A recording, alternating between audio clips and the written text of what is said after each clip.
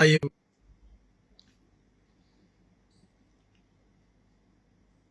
क्योंकि अधोलोक तेरा धन्यवाद नहीं कर सकता और न मृत्यु तेरी स्तुति कर सकती है।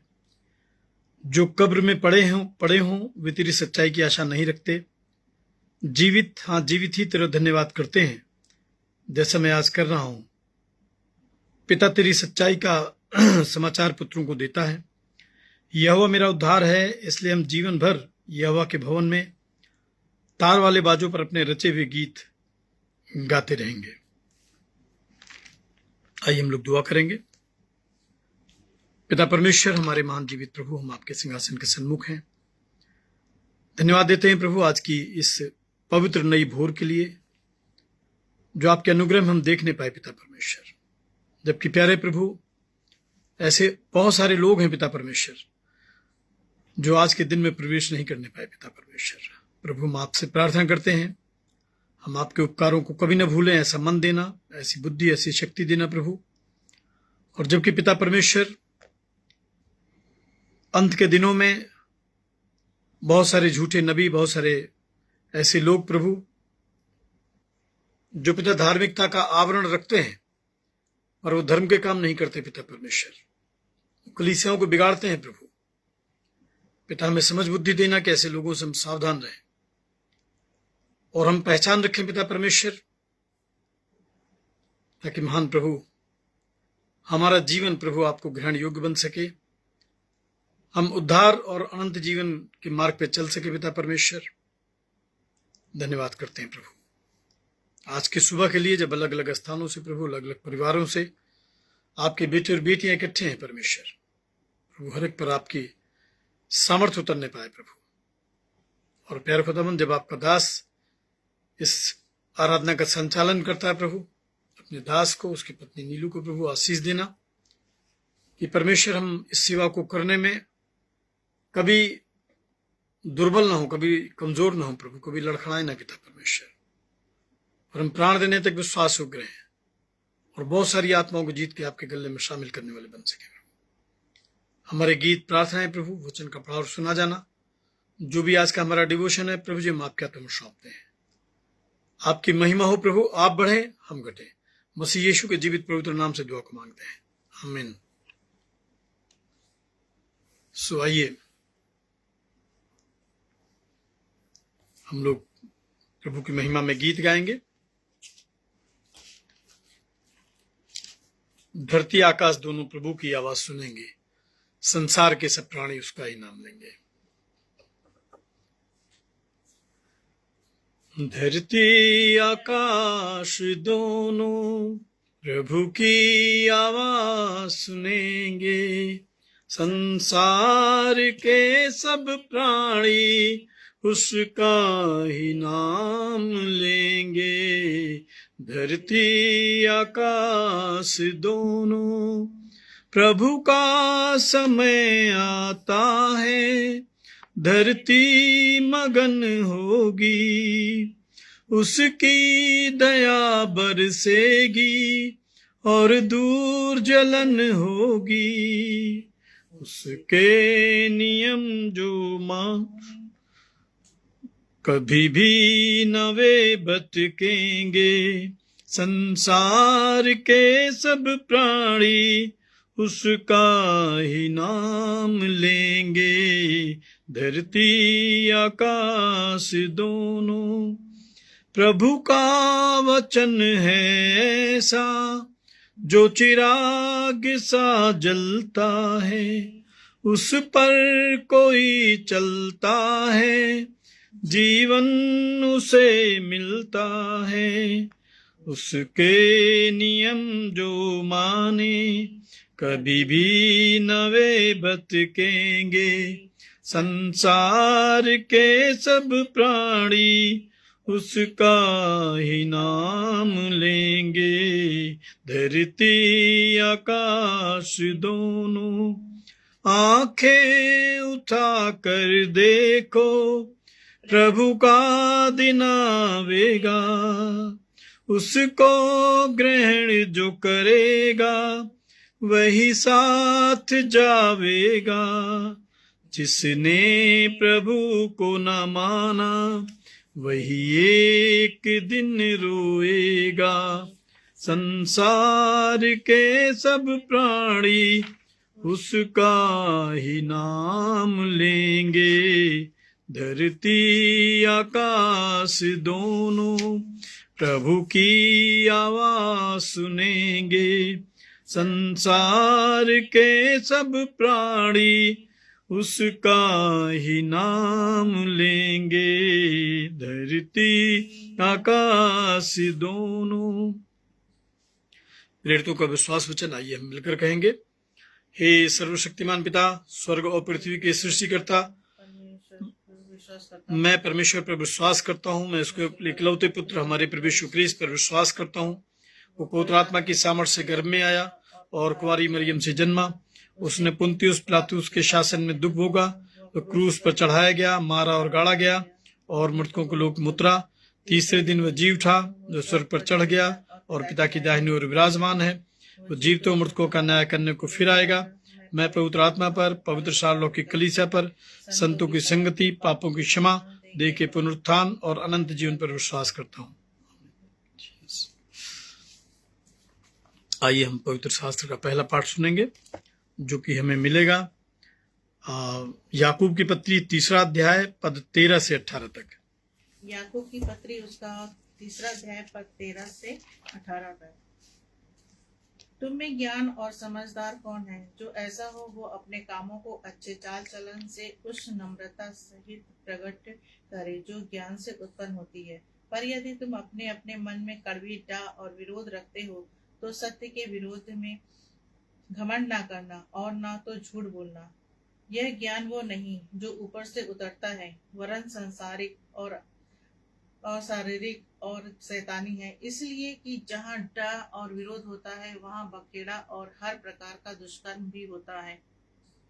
पर जो ज्ञान ऊपर से आता है वो पहले तो पवित्र होता है, फिर मिलनसार, कोमल और मृदु भाव और दया और अच्छे फलों से लदा हुआ और पक्षपात और कपट रहित होता है, और मिलाप कराने वाले के लिए धार्मिकता का फल मेल मिलाप के साथ बोया जाता है। यह परमेश्वर का वचन है। परमेश्वर का धन्यवाद हो।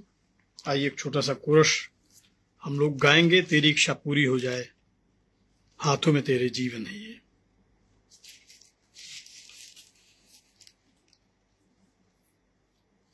तेरी इच्छा पूरी हो जाए, हाथों में तेरे जीवन है ये। मैं मिट्टी हूँ, तू है कुम्हार, मुझको उठा, मुझको बना। मैं मिट्टी हूँ, तू है कुम्हार, मुझको उठा, मुझको बना। अपनी मर्जी पर मैं चलता रहा, तुझको कभी भी अपना ना कहा। लेकिन प्रभु आज से मैं तेरे क्रूस को ले लेता हूँ। लेकिन प्रभु आज से मैं तेरे क्रूस को ले लेता हूँ। पवित्र सुसमाचार का पाठ हम लोग सुनेंगे, जो कि हमें मिलेगा मत्ती की इंजील उसका 7वां अध्याय और पद 15 से 23 तक। The gospel according to saint Matthew chapter 7 beginning verse 15 till verse 23। प्रभु यीशु ख्रिस्त का पवित्र सुसमाचार यहाँ इस प्रकार से लिखा है। झूठे भविष्यवक्ताओं से सावधान रहो, जो भेड़ों के भेष में तुम्हारे पास आते हैं, परंतु अंतर में वे फाड़ खाने वाले भेड़िए हैं। उनके फलों से तुम पहचान लोगे। क्या लोग झाड़ियों से अंगूर या ऊंट कटारों से अंजीर तोड़ते हैं? इसी प्रकार हर एक अच्छा पेड़ अच्छा फल लाता है और निकम्मा पेड़ बुरा फल लाता है।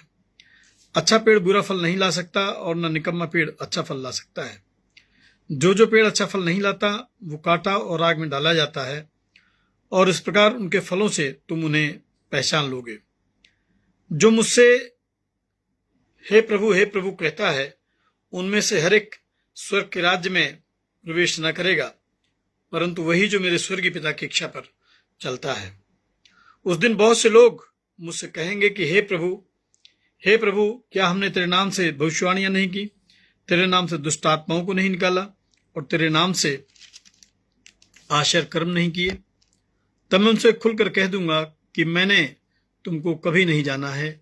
हे कुकर्म करने वालों, मेरे पास से चले जाओ। ये हमारे उद्धारकर्ता प्रभु यीशु ख्रिस्त का पवित्र सुसमाचार है। आइए हम प्रभु की महिमा में और इस वचन की तैयारी में एक और गीत गाएंगे। और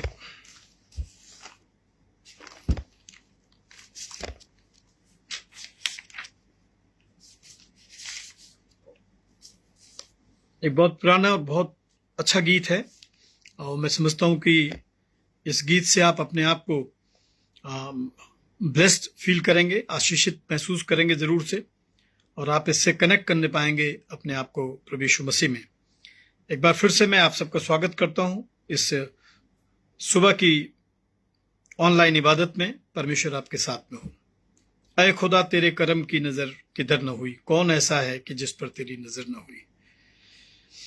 है खुदा, तेरे करम की नजर किधर न हुई, कौन ऐसा है कि जिस पर तेरी नजर न हुई। है खुदा, तेरे करम की माना किस्मत में अंधेरा है, मगर ये तो बता, माना किस्मत में अंधेरा है, मगर ये तो बता, क्या कोई शाम है जिसकी कभी सहर न हुई। ऐ खुदा, तेरे करम की नजर किधर न हुई, कौन ऐसा है कि जिस पर तेरी नजर न हुई। वो भी क्या दिल है जो रोया न दुख पे औरों के, वो भी क्या दिल है जो रोया न दुख पे औरों के, वो भी क्या आँखें है जो आंसुओं से तर न हुई। ऐ खुदा, तेरे करम की नजर किधर न हुई, कौन ऐसा है कि जिस पर तेरी नजर न हुई। अब मसीहा ही बचाएंगे मुझको आ करके, अब मसीहा ही बचाएंगे मुझको आ करके, इस जमाने की दवा कोई कारगर न हुई। है खुदा, तेरे करम की नजर किधर न हुई, कौन ऐसा है कि जिस पर तेरी नजर न हुई। दुआ करेंगे। प्रभु जी, हमारे महान जीवित परमेश्वर, हम आपके सिंहासन के सन्मुख हैं। आज की ऑनलाइन इबादत को आपके हाथों में सौंपते हैं प्रभु। जो आपके बेटे बेटियां प्रभु इस इबादत में शामिल हैं, उनको आपके हाथों में सौंपते हैं। अपने आप को प्रभु कंप्लीट सरेंडर करते हैं। हमारे पास प्रभु कोई खूबी, कोई लियाकत नहीं है, कोई बुद्धि नहीं प्रभु।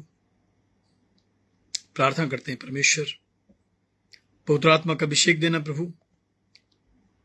जबकि एक गंभीर विषय पर प्रभु आज आप चाहते हैं कि हम मेडिटेशन ले, मनन चिंतन करें प्रभु। प्यारे खुदाबंद, हमारी दुआ है आप हमारे मन की आंखों को खोलें प्रभु, कि हम प्रभु वचन के भेद इस प्रचार में, इस संदेश में, इस सुसमाचार की अगुवाई में प्रभु देखने पाए। सारा आदर गौरव प्रशंसा महिमा प्रभु हम आपको देते हैं, क्योंकि स्वर्ग में, पृथ्वी पर, अधोलोक में प्रभु जी आपके नाम को छोड़कर और कोई नाम नहीं दिया गया है।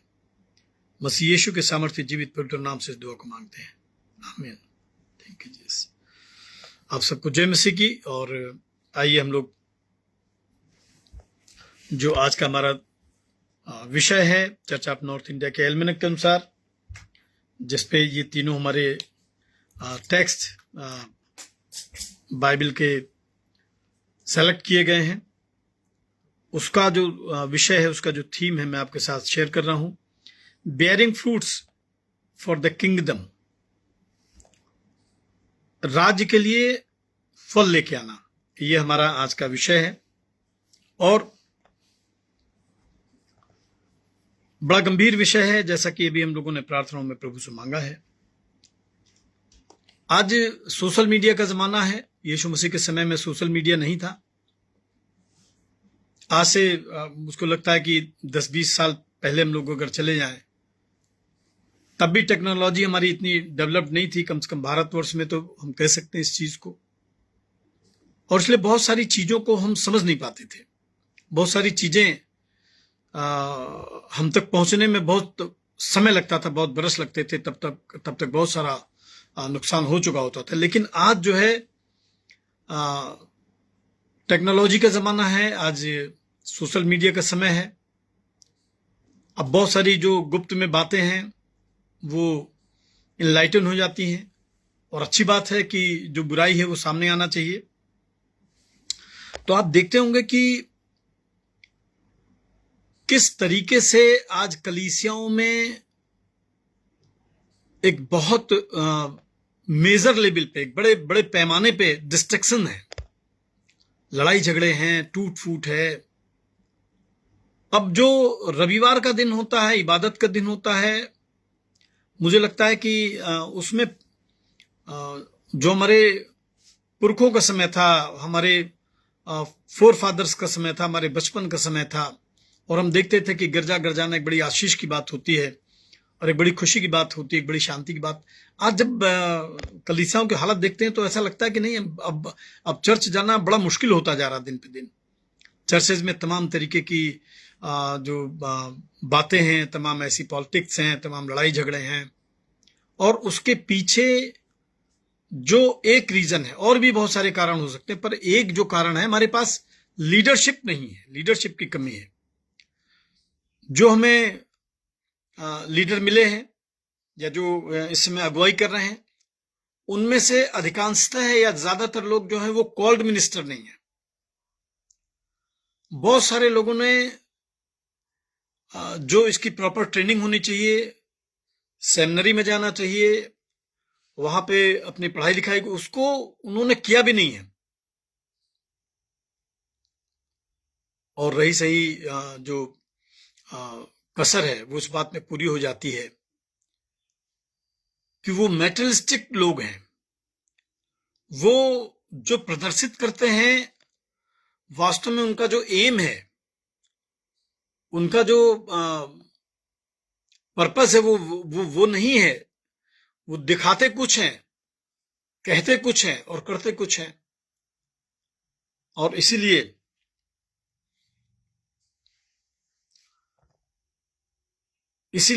आज जो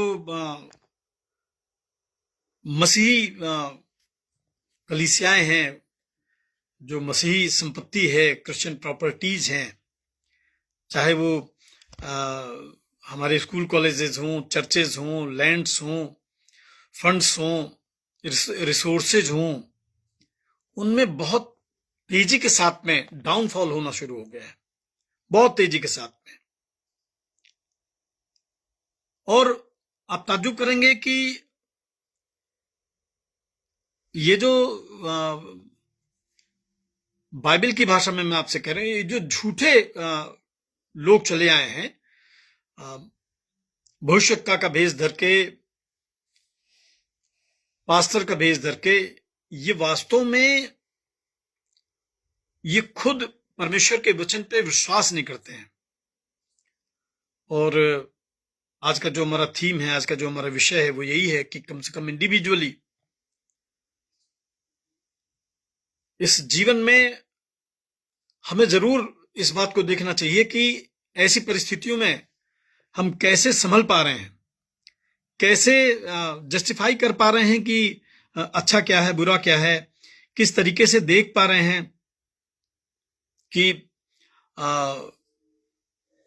जो हमारी कलीसियाओं में सो कॉल्ड पास्टर्स हैं, जो हमारी कलीसियाओं में हमें लीडर्स मिले हुए हैं, उनकी बुलाहट क्या है, किस बुलाहट से वो आए हैं, उनकी जो लाइफ स्टाइल है वो कैसी है, और किस तरीके से वो कलीसिया की बढ़ती कर रहे हैं। उनके समय में कलीसिया बिगड़ती जा रही है, घटती जा रही है, परमेश्वर के वचन से दूर होती जा रही है। क्या कभी हम उसमें कंप्रोमाइज करने पाते हैं कि हाँ ठीक है, जैसे चल रहा चलने दो, या हम इस बात पे बड़े गंभीर हो जाते हैं कि नहीं नहीं नहीं, हमारी कलीसिया लगातार डाउनफॉल की तरफ जा रही है, हमारी कलीसिया बिगड़ती जा रही है, मेंटेनेंस बिगड़ता जा रहा है, चर्च का फंड कम होता जा रहा है, और बहुत सारे ऐसे कामों में जो कलीसिया जो फंड कलेक्ट करती है, दान देती है प्रभु को, उसका मिसयूज होता जा रहा है। सोचिए, आज टेक्नोलॉजी का जमाना है,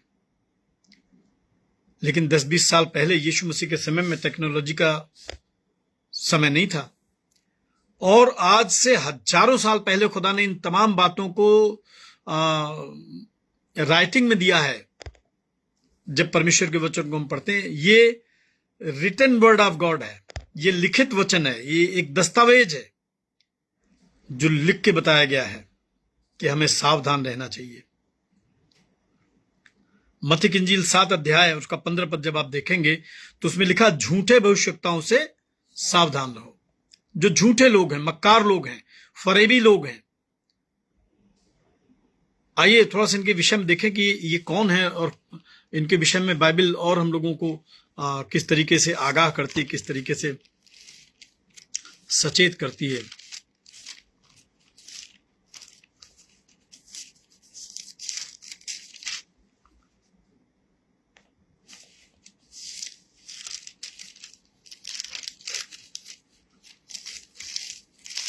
तीमुथियुस की पत्री निकालेंगे, दूसरा तीमुथियुस उसका 3 अध्याय देखेंगे। दूसरा तीमुथियुस उसका 3 अध्याय देखेंगे। 2 तीमुथियुस चैप्टर 3 वर्स 5 और 6। दूसरा तीमुथियुस 3 अध्याय 5 और 6 पद देखेंगे। ये झूठे भविष्यवक्ता कौन है, ये कौन मक्कार लोग हमारे बीच में चले आए हैं, किसने कलीसियाओं को परमेश्वर के राह से शैतान की तरफ टर्न कर दिया है। आइए देखते हैं।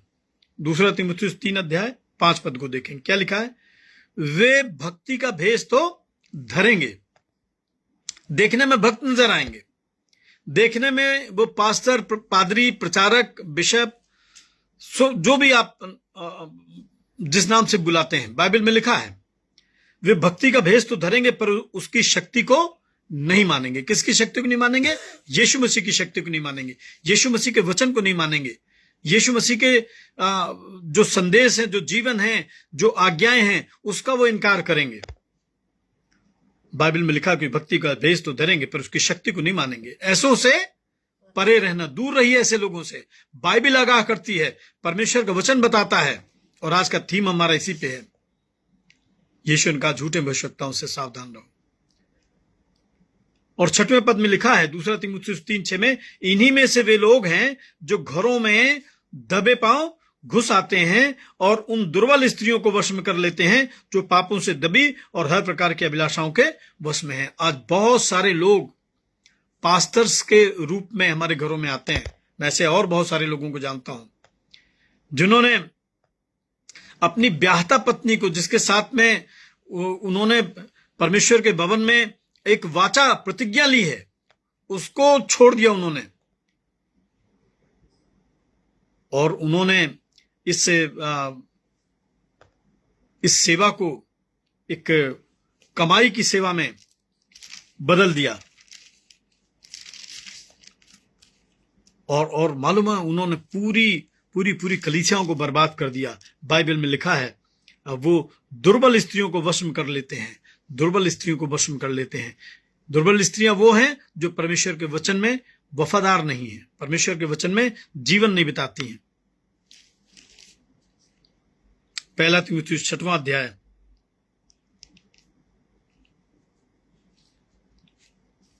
जरा देखेंगे क्या लिखा है। 5वें पद को देखेंगे। पहला तीमुथियुस 6 अध्याय 5 पद में लिखा, और उन मनुष्यों में व्यर्थ रगड़े झगड़े उत्पन्न होते हैं जिनकी बुद्धि बिगड़ गई और वे सत्य से विहीन हो गए हैं, जो समझते हैं कि भक्ति कमाई का द्वार है। आज चर्चेज में जो दान दिया जाता है, जो प्रभु की भेंट है, उसमें बहुत कंट्रोवर्सी क्रिएट हो गई है। उसको पर्सनल यूज में लोगों ने यूज करना शुरू कर दिया है। न उनके अंदर परमेश्वर का भय है, न उनके अंदर कोई लोक लज्जा है, न उनको इस बात की परवाह है कि जब हम खुदा के सामने खड़े होंगे और खुदा हमसे पूछेगा कि तुमने मेरे उस गल्ले में एक हाथ कैसे लगाया जिसको एक कंगाल विधवा ने भी अपनी सारी कमाई के रूप में 2 दमड़ियां मेरे गल्ले में डाली थी। और इनको कोई टोकने वाला, इनको कोई रोकने वाला, इनको कोई नॉक करने वाला नहीं है।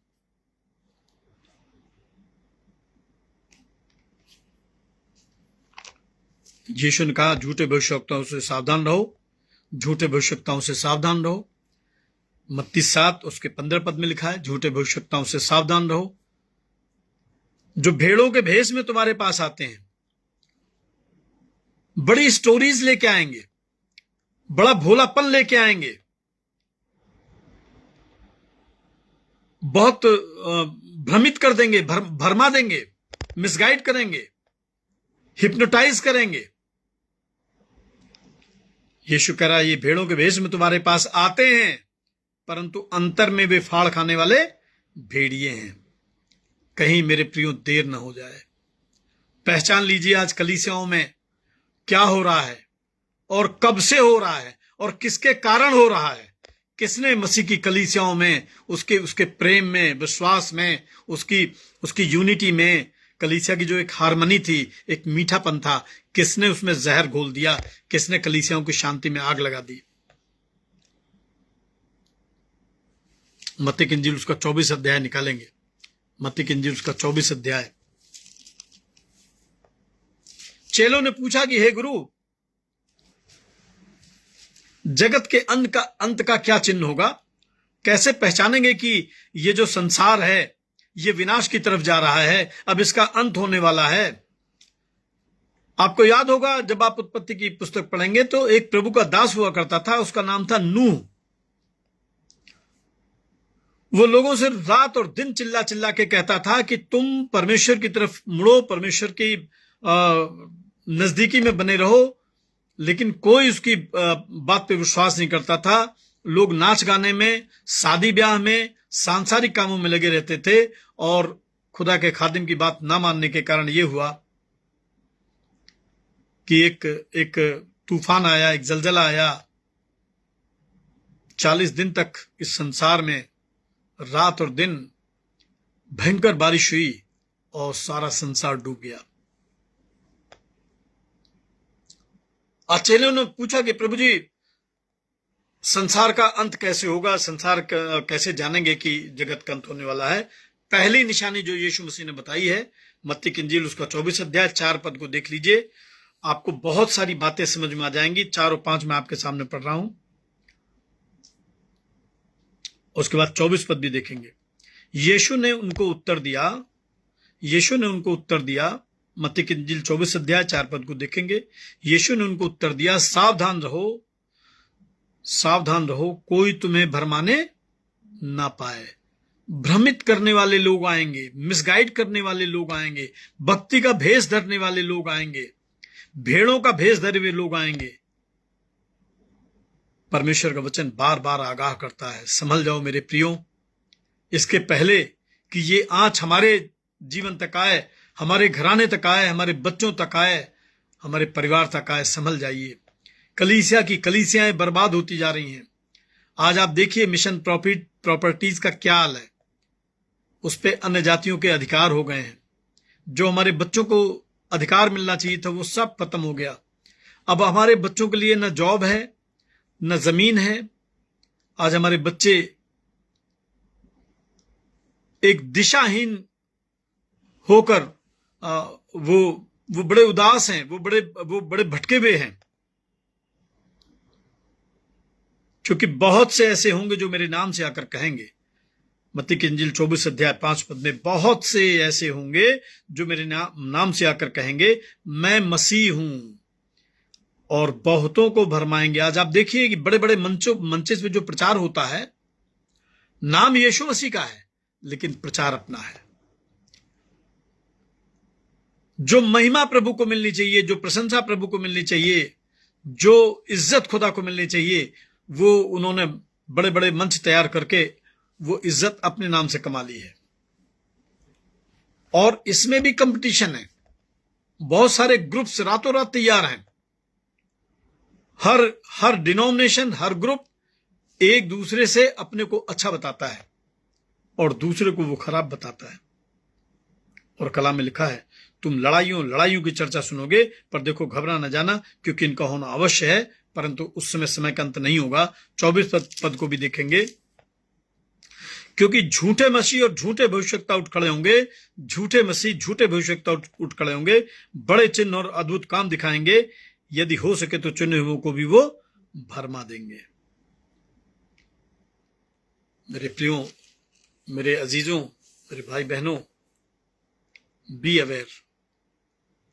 शैतान 1000 साल के लिए बांधा गया था, 1000 साल के बाद में शैतान स्वतंत्र हो चुका है। कलीसियाओं में बिगाड़ आ चुका है। 1000 साल के बाद शैतान खुल जाएगा। आइए देखें कहां लिखा है। प्रकाशित वाक्य 20 अध्याय, प्रकाशित वाक्य 20 अध्याय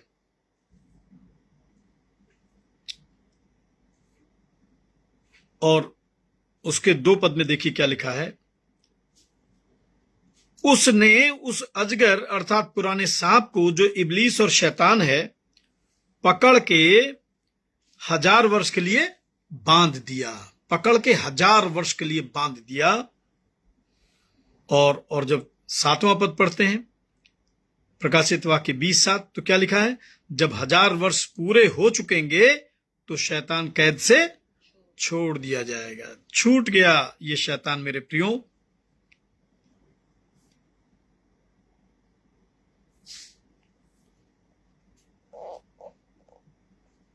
और इसको पढ़िएगा पूरा, इसमें बहुत सारी प्रकाशित वाक्य में भविष्यवाणियां लिखी हैं। वे उन जातियों को जो पृथ्वी के चारों ओर होंगी, अर्थात गोग और मगोग को, जिनकी गिनती समुद्र के बालू के बराबर होगी, भरमा कर लड़ाई के लिए इकट्ठा करने को निकालेगा। वे सारी पृथ्वी पर फैलकर पवित्र लोगों की छावनी और प्रिय नगर को घेर लेंगी, और आग स्वर्ग से उतरकर उन्हें भस्म कर देगी। यीशु ने कहा, झूठे नबियों से, झूठे भविष्यवक्ताओं से सावधान रहना। भेड़ों के भेष में तुम्हारे पास आते हैं, परंतु अंतर में वे फाड़ खाने वाले भेड़िए हैं। क्या इन भेड़ियों को आप पहचान पा रहे हैं आज अपने कलीसिया में, अपने आसपास में? अगर आप जज कर पा रहे हैं, अगर आप देख पा रहे हैं, तो आज ही अपने आप को, अपने बच्चों को, अपनी कलीसिया को, अपने परिवार को सचेत करिए। हम लोग एक गीत गाते हैं ना, खुद बचना ही काफी नहीं है, औरों को बचाना होगा। जिंदा रहने की शक्ति ले लो, अपने यीशु को सब कुछ दो, क्योंकि उसी के द्वारा उद्धार पाना है। और बाइबल में लिखा है, जब आप मत्ती की इंजील उसका 7 अध्याय 16 पद पढ़ेंगे, उसमें लिखा है, उनके फलों से तुम उन्हें पहचान लोगे। क्या लोग झाड़ियों से अंगूर या ऊंट कटारों से अंजीर तोड़ते हैं? उनके फलों से आप पहचानेंगे, उनके एटीट्यूड से, उनके व्यवहार से, बातचीत से। अगर खुदा के खादिम के आप संपर्क में हैं, तो आप निश्चित जानिए कि आपका पूरा जीवन बदलेगा। और अगर वो कॉल्ड मिनिस्टर्स हैं, तो आपके जीवन में जो अनबेरेबल, अनक्योरेबल कंडीशंस हैं, वो परमेश्वर उनको अपने हाथों में लेगा, और आप बिल्कुल चौड़े सुरक्षित स्थान माने पाएंगे। असाध्य रोग से पीड़ित हैं, आपके रोग साध्य होंगे। असंभव परिस्थितियों में घिरे हैं, पर परमेश्वर उन परिस्थितियों को बदल देगा। लेकिन अगर झूठे नबी हैं, झूठे भविष्यवक्ता हैं, तो उनकी भविष्यवाणियां झूठी हैं, उनके कथन, उनका प्रचार झूठा है। उससे आपको कोई आशीष नहीं मिलेगी, बल्कि आपकी अपनी जो आशीषें हैं वो भी अभिशाप में कन्वर्ट हो जाएंगी। यहेजकेल नबी की पुस्तक निकालेंगे पुराने नियम से। यहेजकेल नबी की पुस्तक और उसका 13 अध्याय, इसमें कुछ झूठे नबियों के विषय में भविष्यवाणी की गई, वो मैं आप तक इस सुसमाचार सभा में बताना चाह रहा हूं। यहेजकेल 13 में लिखा है कि यहोवा का वो वचन मेरे पास पहुंचा, हे मनुष्य की संतान, इजराइल के जो भविष्यवक्ता अपने ही मन से भविष्यवाणी करते हैं, अपने ही मन से जो भविष्यवाणी करते हैं, उनके विरुद्ध भविष्यवाणी करके तू कह कि यहोवा का वचन सुनो। प्रभु यहोवा यूं कहता है, हाय उन मूढ़ भविष्यवक्ताओं पर जो अपनी ही आत्मा के पीछे भटक जाते हैं और कुछ दर्शन नहीं पाया। हे इजराइल, तेरे भविष्यवक्ता खंडहरों में की लोमड़ियों के समान बने हैं।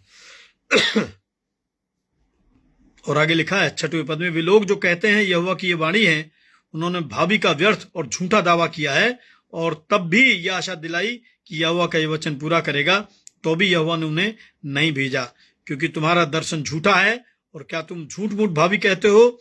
तुम कहते हो यहोवा की ये वाणी है, परंतु मैंने ऐसा कुछ भी नहीं कहा है। ये झूठे मक्कार लोग हैं। पहचानिए, कलीसिया की कलीसियां बर्बाद हो रही हैं, घराने के घराने बर्बाद हो रहे हैं। हमारा यूथ मिसगाइडेड है। हमारे सीनियर मेंबर्स आज बड़ी अपशब्द जिंदगी जीने को मजबूर हैं। उनके घरों में शांति नहीं, उनकी जिंदगी में शांति नहीं है। 100 रोग लगे हुए हैं। यहेजकेल 13:8 में लिखा है, इस कारण प्रभु यहोवा तुमसे यूं कहता है, तुमने जो व्यर्थ बात कही और झूठे दर्शन देखे, इसलिए मैं तुम्हारे विरुद्ध हूं। प्रभु यहोवा की वाणी है, जो भविष्यवक्ता झूठे दर्शन देखते हैं और झूठ मूठ भावी कहते हैं, मेरा हाथ उनके विरुद्ध होगा और वे मेरी प्रजा की मंडली के भागी ना होंगे, ना उनके नाम इजराइल की नामावली में लिखे जाएंगे और ना वे इजराइल के देश में प्रवेश करने पाएंगे। इससे तुम लोग जान लोगे कि मैं यहोवा हूं। मैं यहोवा हूं।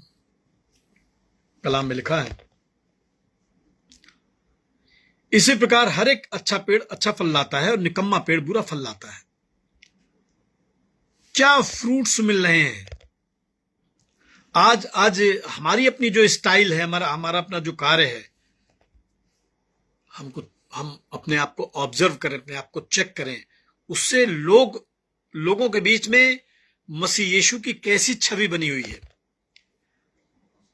लोग हमारे जरिए से चर्च को किस नजर से देखते हैं। चर्च के लोग हमारे विषय में क्या सोचते हैं।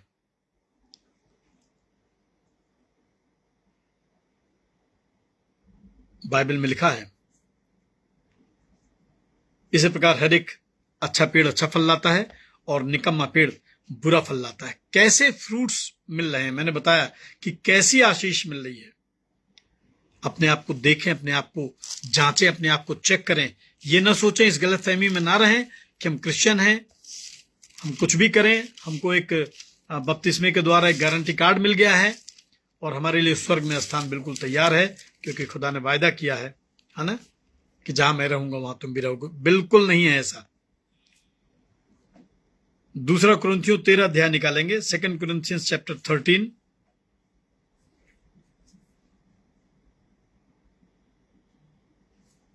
और उसके 5 और 6 पद को मैं आपके साथ शेयर कर रहा हूं। देखेंगे।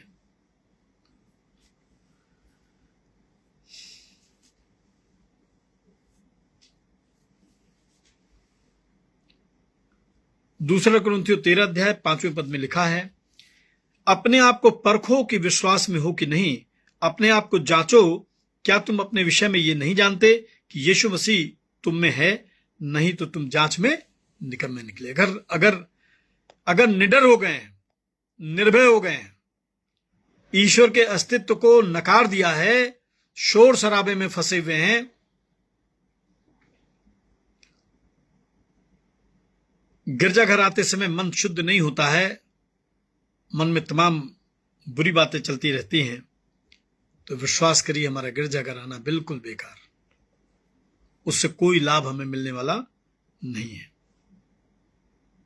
अगर हमें यह नहीं मालूम है कि बाइबल का संदेश क्या है, उस संदेश को अपने जीवन में, परिवार में किस तरीके से हमें ग्रहण करना है, उसके अनुसार कैसे जीवन बिताना है, और एक जिद के साथ, एक अहंकार के साथ हम आज भी जो गलत लोग हैं, जो खराब लोग हैं, जो बाइबल के विरोध में कार्य करने वाले लोग हैं, आज भी हम उनकी संगति कर रहे हैं, उनके साथ खड़े हैं, तो ये वचन हमारे लिए है। बाइबल में लिखा है कि नहीं तो तुम जांच में निकम्मे निकले, पर मेरी आशा है कि तुम जान लोगे कि हम निकम्मे नहीं हैं। पेड़ अपने फलों से पहचाना जाता है, पेड़ अपने फलों से पहचाना जाता है। मेरे प्रियो, लूका की इंजील उसका 13 अध्याय और उसका 6 से 9 हम लोग निकालेंगे। एक बहुत अच्छा यहां पे यीशु क्रिस्त ने उदाहरण दिया है, एक इलस्ट्रेशन दिया है।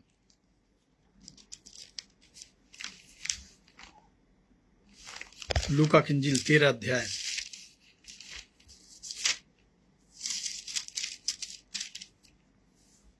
क्या है?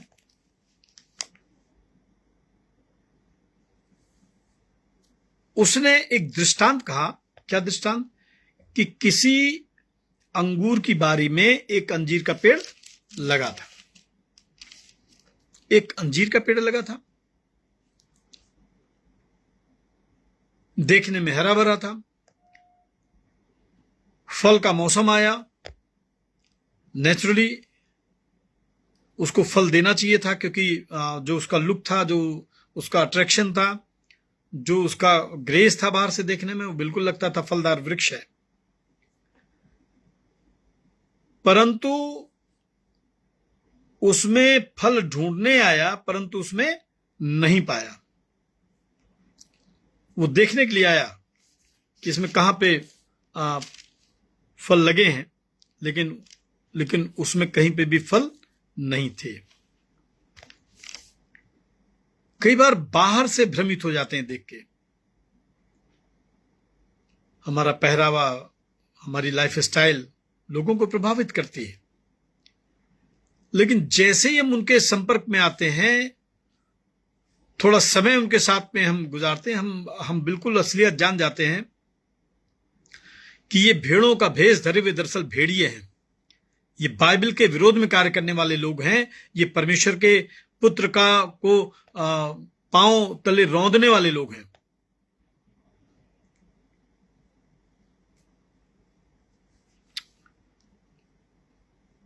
तब उसने बारी के रखवाले से कहा, देख 3 वर्ष से मैं इस पेड़ में फल ढूंढने आता हूं, 3 वर्ष से मैं ढूंढने आ रहा हूं। खुदा हमारी जिंदगियों में, परिवारों में, कलीसियाओं में फ्रूट्स के लिए आता है, परंतु मैं नहीं पाता। इसे काट डाल कि ये भूमि को भी क्यों रोके रखे। काट दिए जाएंगे, अलग कर दिए जाएंगे। यीशु ने कहा कि जो डाली नहीं फलती है वो काटी और आग में झोंकी जाती है। यूहन्ना की इंजील उसको 15 अध्याय देख लीजिएगा। अलग कर दिए जाएंगे मेरे प्रियो, काट दिए जाएंगे।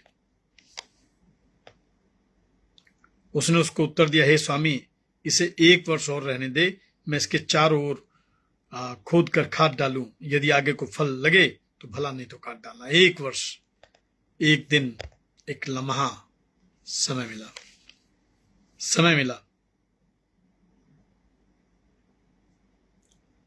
प्रभु ने कहा कि जो जो पेड़ अच्छा फल नहीं लाता वो काटा और आग में डाला जाता है। मैंने कहा कि हमें देखना कि हमारी अपनी लाइफ स्टाइल हमारे लिए तो बढ़िया है, लेकिन उस लाइफ स्टाइल से, उस प्रचार से, उस तौर तरीके से बीइंग अ क्रिश्चियन और लोगों तक क्या संदेश पहुंच रहा है। और आप जानते हैं, बाइबल में हर पुस्तक में, हर पेज पे आगाह किया गया है कि जो कुछ हमारे पास में है वो हमारा निजी नहीं है, वो परमेश्वर ने हमको दिया इसलिए है कि हम उसको लोगों के साथ बांट दें, लोगों के साथ हम एक हार्मनी के साथ उसको रिलेशन को मेंटेन करें। पहले देखें कि कौन से फल बाइबल फ्रूट्स के बारे में बता रही है। गलातियों की पुस्तक उसका 5वां अध्याय और उसके 12 पद को जब आप पढ़ेंगे तो 9 प्रकार के फ्रूट्स, 9 प्रकार के आत्मा के फलों का यहाँ पे वर्णन किया गया है। क्या क्या है? प्रेम, आनंद, शांति, धीरज, कृपा, भलाई, विश्वास, नम्रता और संयम। ऐसे ऐसे कामों के विरोध में कोई व्यवस्था नहीं है। ये फ्रूट्स हैं। और मेरे प्रियो ध्यान रखिएगा, खुदा के कलाम से मजाक नहीं किया जाता है। खुदा के लोगों के साथ में छेड़छाड़ नहीं की जाती है। कलाम में लिखा है, गलातियों की पत्री 6वां अध्याय उसके 7 पद में लिखा है, धोखा न खाओ, परमेश्वर ठट्ठों में नहीं उड़ाया जाता है, क्योंकि मनुष्य जो कुछ बोता है वही काटेगा। और पहला तीतुस की पत्री 1 अध्याय, तीतुस की पत्री 1 अध्याय उसके 16 पद को देखेंगे। तीतुस 1:16,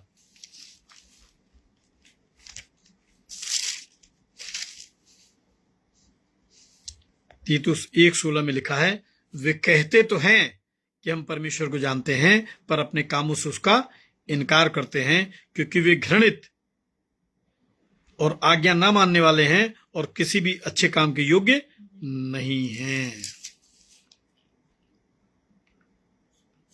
और देखिए, प्राचीनों के विषय में जो प्रभु के दास हैं, जिनको हम पादरी कहते हैं, पास्टर कहते हैं, उनको कैसा होना चाहिए, थोड़ा सा इसमें तीतुस पत्र में दिया है। और भी बहुत सारे स्थान है, बहुत सारे कोटेशन है, पर चूंकि खुदा मुझे दिखा रहा है तो मैं चाह रहा हूं आप भी देख लें उसको। तीतुस की पत्री उसका 1 अध्याय और उसके 6 पद से मैं पढ़ रहा हूं, आप पढ़िए, देखिए इसको।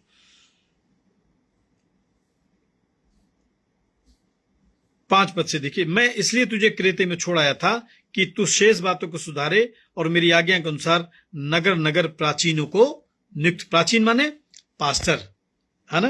प्राचीन माने जो आप नीचे देख लीजिए, प्रेसबिटर लिखा हुआ है। क्या लिखा है? जो निर्दोष और एक ही पत्नी के पति हों। पहली शर्त है, निर्दोष हो, उनपे कोई पहले से चार्जेस ना हो, कोई आरोप सिद्ध ना हुआ हो, और दूसरी जो शर्त है वो ये है कि वो एक ही पत्नी के पति हों। अगर आपके चर्च में कोई ऐसे पास्टर हैं जिन्होंने कई कई मैरिजेस की हैं, तो मुझे नहीं लगता कि वो अकॉर्डिंग टू द बाइबल वो कलीसिया में सेवा के योग्य हैं और विश्वास योग्यता के साथ वो सेवा करने पाएंगे। कलाम में लिखा है, जिनके बच्चे विश्वासी हों और उनमें लुचपन और निरंकुशता का दोष ना हो। और बाइबल में लिखा, क्योंकि अध्यक्ष को, अब ये बिशप के विषय में लिखा है, देख लीजिए, पादरी के बाद जो बिशप हैं वो कैसे होने चाहिए। क्योंकि अध्यक्ष को परमेश्वर का भंडारी होने के कारण निर्दोष होना चाहिए। उस पहली शर्त है कि निर्दोष हो, कोई आरोप उन पे प्रूफ न हुआ हो, न हठी, न क्रोधी, न पियक्कड़, न मारपीट करने वाला, न नीच कमाई को लोभी हो, पर अतिथि सत्कार करने वाला, भलाई चाहने वाला, संयमी, न्यायी, पवित्र, जितेंद्रिय हो, और वो विश्वास वचन पर जो धर्मोपदेश के अनुसार है स्थिर रहे, कि खरी शिक्षा से उपदेश कर सके और विरोधियों का मुंह बंद कर सके।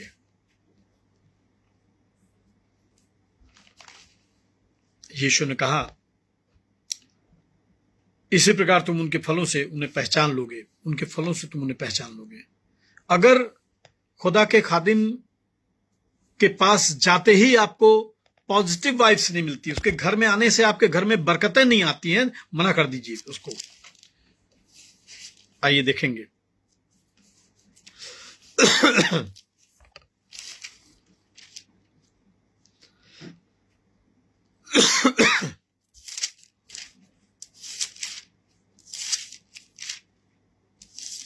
दूसरा यूहन्ना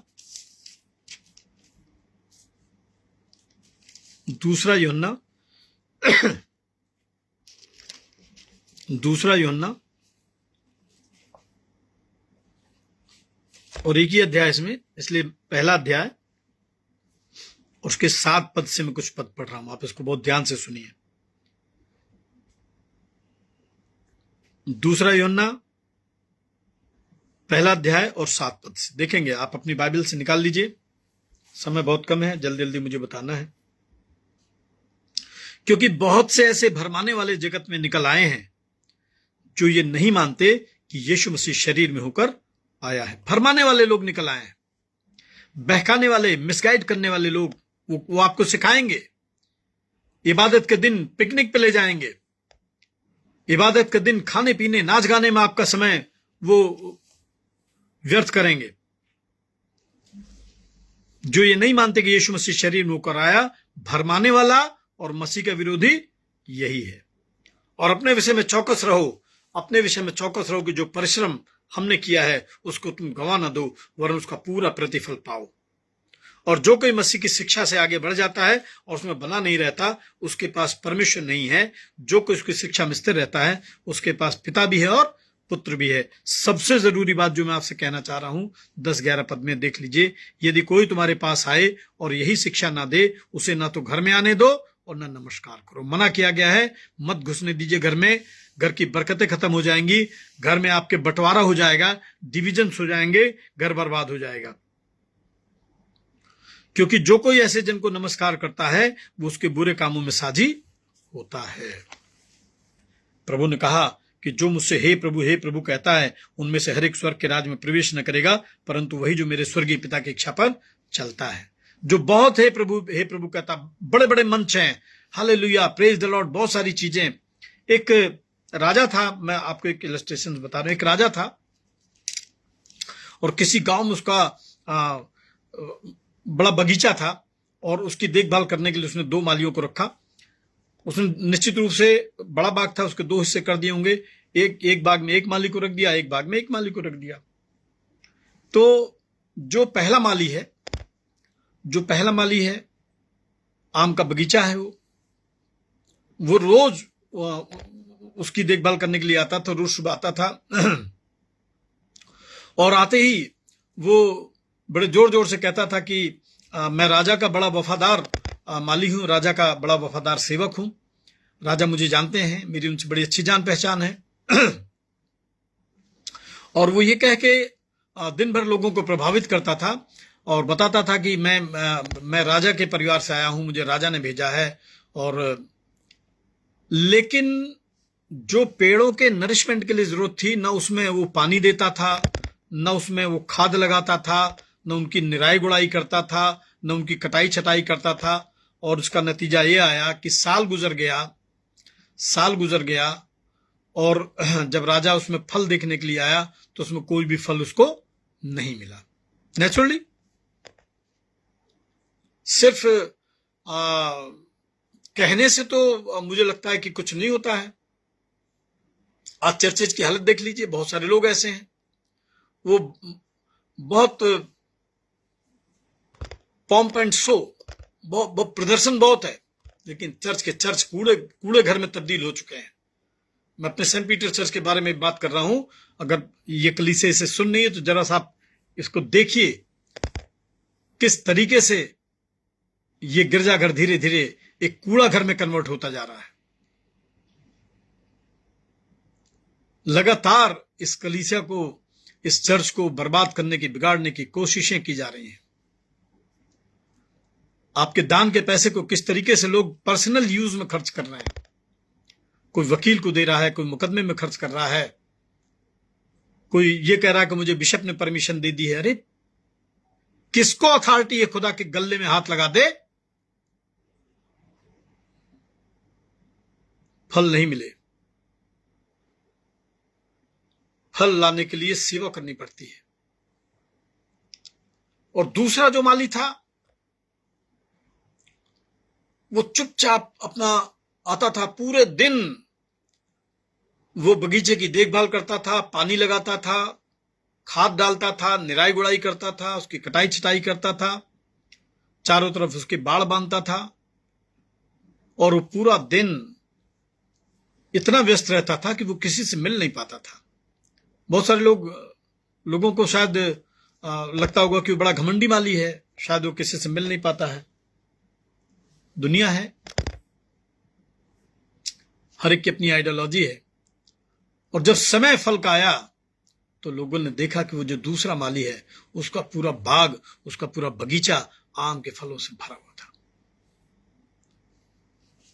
यीशु ने कहा, जो मुझसे हे प्रभु कहता है उनमें से हर एक स्वर्ग के राज में प्रवेश नहीं करेगा, परंतु वही जो मेरे स्वर्गीय पिता की इच्छा पर चलता है। बाइबल क्या सिखाती है?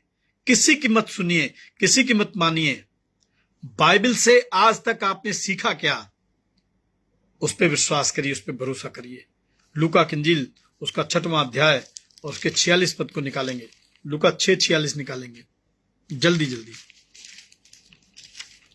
लूका की इंजील उसका 6वां अध्याय उसके 46 पद को देखेंगे। 46 क्या लिखा है? जब तुम मेरा कहना नहीं मानते तो क्यों मुझे हे प्रभु कहते हो? आज्ञा का पालन करना मेरे प्रियो बहुत जरूरी है। यीशु कहता है कि जब तुम मेरा कहना नहीं मानते, मेरी आज्ञाओं का पालन नहीं करते, मेरे सुसमाचार पे विश्वास नहीं करते, मेरे न्याय पे विश्वास नहीं करते, मेरी सेकंड कमिंग पे बिलीव नहीं करते, मनमानी जिंदगी जीते हो, कलाम में लिखा है, तो क्यों मुझे हे प्रभु कहते हो? और उसके 45 पद को भी देखेंगे। 43 पद से पढ़ रहा हूं। कोई अच्छा पेड़ नहीं जो निकम्मा फल लाए, और ना तो कोई निकम्मा पेड़ जो अच्छा फल लाए। हर एक पेड़ अपने फल से पहचाना जाता है, क्योंकि लोग झाड़ियों से अंजीर नहीं तोड़ते और न जड़बेरी से अंगूर तोड़ते हैं। भला मनुष्य अपने मन के भले भंडार से भली वस्तुएं निकालता है, और बुरा मनुष्य अपने मन के बुरे भंडार से बुरी बातें निकालता है, क्योंकि जो मन में भरा है वही उसके मुंह पे आता है। उस दिन बहुत सारे लोग होंगे, न्याय के दिन। कलाम में लिखा है, खुदा कह रहा है, मत्ती 7:22 देखेंगे कि हे प्रभु क्या हमने तेरे नाम से भविष्यवाणियां नहीं की, तेरे नाम से दुष्ट आत्माओं को नहीं निकाला? आज एक चलन हो गया है दुष्ट आत्माओं को निकालने का, भविष्यवाणियों को करने का, लेकिन आज्ञा पालन नहीं है, जिंदगी बाइबल से दूर है। कलाम में लिखा, और तेरे नाम से बहुत आश्चर्य कर्म नहीं किए।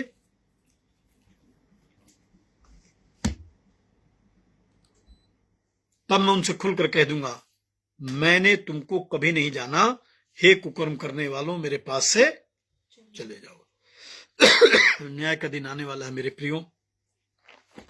अपने आप को चेक करें। परमेश्वर ने हमको एक मसीह परिवार में पैदा किया है, एक कलीसिया का पासवान ठहराया है, एक कलीसिया में हमको जिम्मेदारियां दी हैं। कैसे उन जिम्मेदारियों को निभा रहे हैं, कैसे हमारे जीवन से लोग आशीष पा रहे हैं। परमेश्वर ने हमें अपने राज्य के लिए तैयार किया है, इसको कभी न भूलिएगा। और अगर ऐसा नहीं कर पाए, न्याय के दिन जिम्मेदार होंगे, याद रखिएगा। परमेश्वर आपको आशीष दे। परमेश्वर आपको अपने राज्य के लिए इस्तेमाल करे। आप में बहुत सारे फ्रूट्स लगे, अपने बच्चों के लिए, परिवार के लिए, पत्नी के लिए, हस्बैंड के लिए, वाइफ के लिए, नेबर्स के लिए आप प्रभु का एक चलता फिरता स्वरूप बन जाएं, एक आकृति बन जाएं, एक पहचान बन जाएं। परमेश्वर आपको आशीष दे। बुधवार की शाम को प्रभु की इच्छा होगी तो शाम को 7 बजे से हम लोग बीमारों के लिए प्रार्थना सभा संचालित करेंगे। आप अपने रिक्वेस्ट प्रार्थना की आप अपने नाम मेरे व्हाट्सएप पे भेज सकते हैं, हम आपका नाम लेंगे और आपके लिए दुआ करेंगे। आइए प्रभु की प्रार्थना मिलकर एक साथ कहते हैं। हे हमारे पिता, तू जो स्वर्ग में है, तेरा नाम पवित्र माना जाए, तेरा राज्य आए, तेरी इच्छा जैसे स्वर्ग में पूर्ण होते वैसे पृथ्वी पर भी हो। हमारे दिन भर की रोटी आज हमें दे, हमारे अपराधों को क्षमा कर जैसे हमने अपने अपराधियों को क्षमा किया है, और हमें परीक्षा में ना पड़ने दे, परंतु बुराई से बचा, क्योंकि राज्य, पराक्रम और महिमा वो सर्वदा तेरे ही है। आमीन। हमारे प्रभु यीशु ख्रिस्त का अनुग्रह, परमेश्वर पिता का प्रेम, पवित्र आत्मा की संगति, सहभागिता सर के साथ, प्यारे खुदाबंद, आज की सुबह इस ऑनलाइन इबादत में तमाम शामिल लोगों के साथ, तमाम मसीह ईमानदारों के साथ प्रभु, तमाम आपके बेटे बेटी और सेवक सेविकाओं के साथ अब से लेकर युगान युग अनंत होता रहे। आमीन। Thank you Jesus. आप सबको जय मसीह की। परमेश्वर आपको आशीष दे। आपसे प्रभु दोबारा मुलाकात कराएगा। मेरे योग्य कोई भी सेवा होगी, आपको लगता है कि मैं आपके किसी काम आ सकता हूं, आप जरूर से मुझसे बातचीत कर सकते हैं, मुझे व्हाट्सएप पे मैसेज कर सकते हैं। परमेश्वर आपको आशीष दे। जय मसीह की।